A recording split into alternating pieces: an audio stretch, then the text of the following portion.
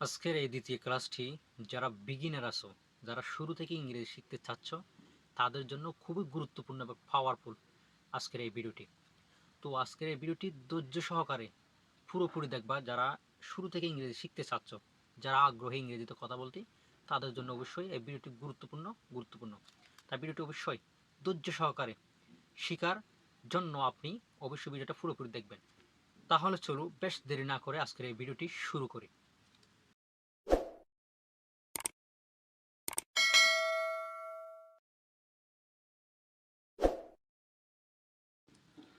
আজকে আমরা প্রথমে দেখব এম ইজ আর এর ব্যবহার।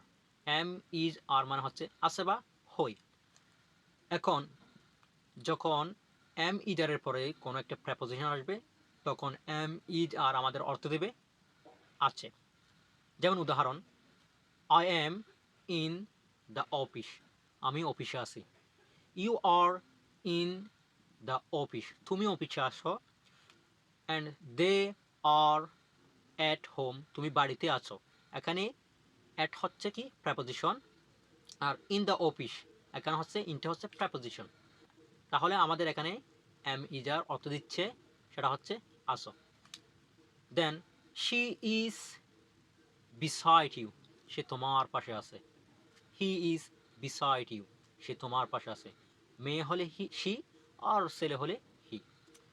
দেন দে আর ইন ফ্রন্ট অফ মি, তারা আমার সামনে আছে। That's it. এখন হই অর্থ কখন দিবে? যেমন আই এম আ টিচার, আমি একজন শিক্ষক হই। আম আ টিচার, আমি একজন শিক্ষক হই। এখানে আমরা হইটা উচ্চারণ না করলেও হবে। আই এম আ টিচার, আমি একজন শিক্ষক। ইউ আর আ টিচার, তুমি একজন শিক্ষক। You are a polite man, তুমি একজন ভদ্রলোক। That's it.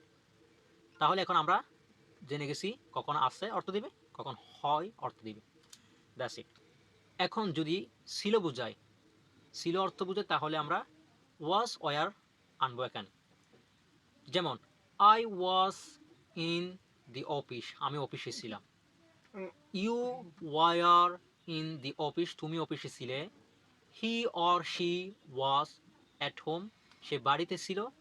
They were beside me, সে তারা আমার পাশে ছিল। That's it. এরকম। এখন যদি ভবিষ্যতে থাকবে বোঝায়, তাহলে আমরা উইল বি অথবা শ্যাল বি ইউজ করব। যেমন I will be in the office, আমি অফিসে থাকব। বি মানে হচ্ছে থাকা বা হওয়া। তাহলে I will be in the office, আমি অফিসে থাকব। You will be at home, তুমি বাড়িতে থাকবে। He or she will be beside me, সে আমার পাশে থাকবে। That's it. এরকম এরকম করে হাজার হাজার বাক্য তৈরি করতে পারো। এখন যদি বলা হয় আমি ভদ্র হব, আই উইল বি পোলাইট, আমি ভদ্র হব। ইউ উইল বি পোলাইট, তুমি ভদ্র হবে। They will be are teacher, তারা একজন শিক্ষক হবে। That's it. এরকম করে হাজার হাজার বাক্য তৈরি করতে পারো। এখন দেখবো আমরা am being, is being, are being. Am being, is being, are being মানে হচ্ছে হচ্ছি। বর্তমান কোনো কিছু হচ্ছে বুঝালে এম বিং বা is being, are being use করব। যেমন আম বিং আ পোলাইট, আমি ভদ্র হচ্ছি। আম বিং ফ্যাট, আমি মোটা হচ্ছি। ইউ আর বিং পোলাইট, তুমি ভদ্র হচ্ছ। He or she is being polite, সে ভদ্র হচ্ছে। তারা দিন দিন মোটা হচ্ছে। They are being fat day by day, তারা দিন দিন মোটা হচ্ছে। That's it. এভাবে করে আমরা হাজার হাজার বাক্য তৈরি করতে পারি। এখন যদি আমি বলি দিন দিন মোটা হচ্ছিলাম, দিন দিন ভদ্র হচ্ছিলাম বলি, তাহলে আমরা এখানে ওয়াজ বিং ওয়ার বিং আনবো। যেমন আই ওয়াজ বিং পোলাইট, আমি ভদ্র হচ্ছিলাম। ইউ ওয়ার বিং পোলাইট, তুমি ভদ্র হচ্ছিলে। He or she was being polite, সে ভদ্র হচ্ছিল। দে ওয়ার বিং ফ্যাট, তারা মোটা হচ্ছিল। That's it. এভাবে করে আমরা হাজার হাজার বাক্য তৈরি করতে পারি চাইলে। আচ্ছা, এখন যদি আমরা বলি ভবিষ্যতে কোনো কিছু হতে থাকবো, এরকম বুঝে আমরা ব্যবহার করব will continue to be. Will continue to be. যেমন I will continue to be a polite, আমি একজন ভদ্র হতে থাকবো। You will continue to be fat, তুমি মতো হতে থাকবে। He or she will continue to be a teacher, তারা একজন শিক্ষক হতে থাকবে। দ্যাটস ইট, এরকম। এখন যদি বলা হয় আমি ভদ্র হয়ে গেছি, তুমি ভদ্র হয়ে গেছো, তারা ভদ্র হয়ে গেছে, এরকম যদি বুঝাই তাহলে আমরা কি ইউজ করব? এটা হচ্ছে হ্যাভ বিন ইউজ করব। Have been.